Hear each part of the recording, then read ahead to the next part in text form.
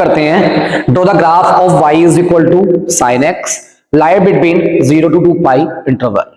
And इसका मुझे domain भी फाइंड करना है, रेंज भी फाइंड करना है। ये फंक्शन इंक्रीजिंग कहां पे है, ये फंक्शन डिक्रीजिंग कहां पे है, लीस्ट वैल्यू कितनी है, मैक्सिमम वैल्यू कितनी है, ये सारी वैल्यूज मुझे फाइंड करनी है। स्टार्टिंगली मैंने डोमेन और रेंज फाइंड करने के लिए सबसे पहले मैंने इसका ग्राफ ड्रॉ किया। ग्राफ ड्रॉ किया, वाई एक्सिस ड्रॉ की, एक्स एक्सिस ड्रॉ की, और ये ग्राफ स्टार्ट विद 0 से स्टार्ट होता है।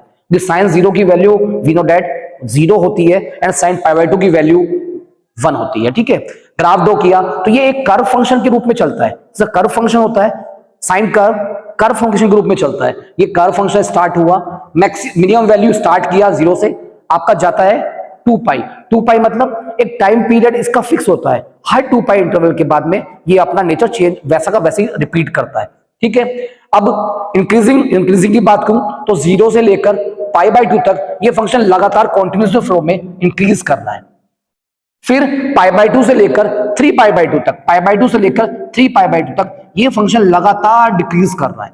देन उसके बाद 3π/2 से 2π तक ये फंक्शन अगेन इंक्रीज कर रहा है। सो अगर हम देखें तो इंटरवल इसका, तो इंटरवल 0 से लेकर π/2 तक ये इंक्रीजिंग फंक्शन है, π/2 से लेकर 3π/2 तक ये डिक्रीजिंग फंक्शन है, एंड 3π/2 से 2π तक ये आपका इंक्रीजिंग फंक्शन स्टार्ट हो गया।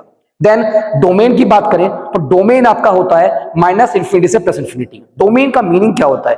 डोमेन का मीनिंग होता है value of x, value of x, value of x mean minimum value of x, maximum value of x. Least value क्या होती है? -∞, मैक्सिमम वैल्यू +∞। एंड रेंज का मतलब ये जो ग्राफ है आपका, y की लीस्ट वैल्यू और मैक्सिमम वैल्यू कितनी होती है? तो y की लीस्ट वैल्यू आपकी -1 और y की मैक्सिमम वैल्यू आपकी 1। The range is -1 to 1 close interval.